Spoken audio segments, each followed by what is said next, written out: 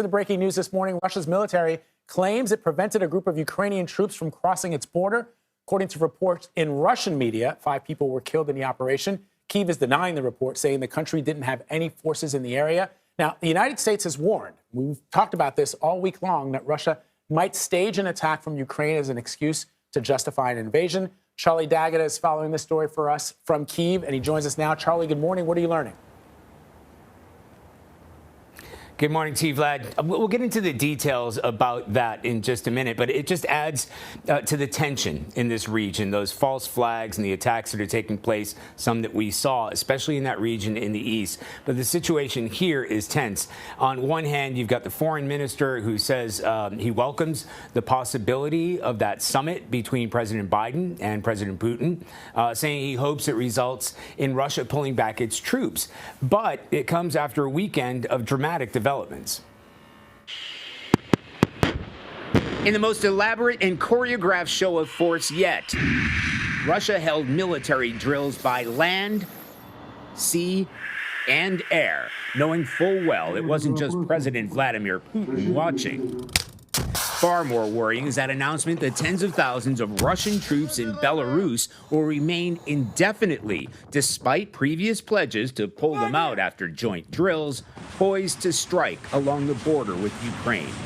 And it comes amid a dramatic escalation in shelling from Russian-backed separatists on the front lines in eastern Ukraine.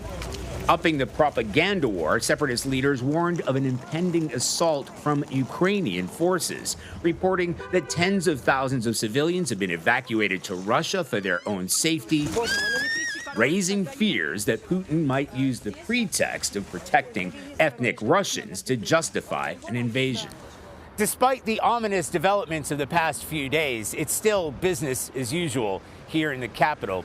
And although there is a sense of calm here, there's also a growing sense of concern. Of course, I'm worried about my safety and my family and my children, of course. Would you leave Kyiv? Today, no. I'm afraid. This is our motherland, our people, our children. In Kyiv, hundreds of women took part in survival and self-defense courses. Ukrainians know their forces are no match to the military might of Russia, yet nobody here wants to believe a full-scale invasion is either imminent or inevitable. Now, the sharp escalation in fighting in the east is a real concern here. We went to the front lines over the weekend, not far from a sustained artillery attack. Commanders there told us it's like nothing they've seen in recent years. Anne-Marie and Vlad? So, Charlie, back to this incident at the Russia-Ukraine border. It seems like both sides are sort of pointing the finger at each other. What can you tell us about what happened?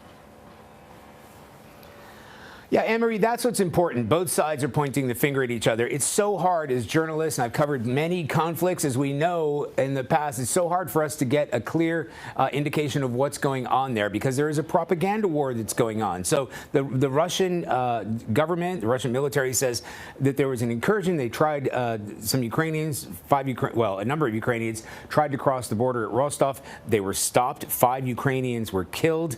Now the Ukrainian military have told us and have put out a press release saying that there were no Ukrainian forces in the area.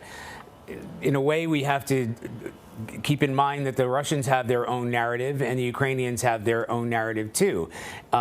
It's difficult for us to independently verify those things. But what I can tell you, having been there over the weekend, that there has been this sharp increase in fighting between both sides. So it's not just the Russian separatists, but the Ukrainian military itself.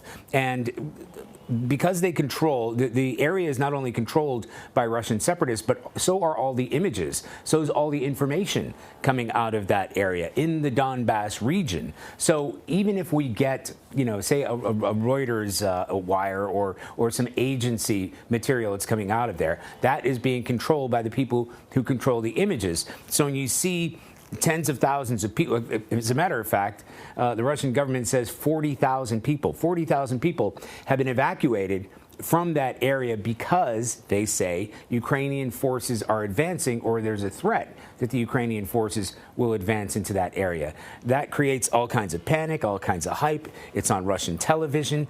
Ethnic Russians in the area start getting worried. They hear the explosions, and having been there myself just a couple days ago, when you're in a vicinity where you're listening to or hearing these artillery shells coming down, it certainly feels like war. And if you've got a young family there, you want to get them out of the area. So when the Russians are saying, look, we can get you out of here because it is an active war zone right now, you're going to do that. But we're getting these pictures out of there saying, well, actually, this feels like it's being manufactured. It feels like they're trying to empty that region in order to create a fire that the Russians can then put out. And of course, U.S. intelligence sort of warned of that, right? Yep. This is what we call not exactly a false flag, but something, it's misinformation.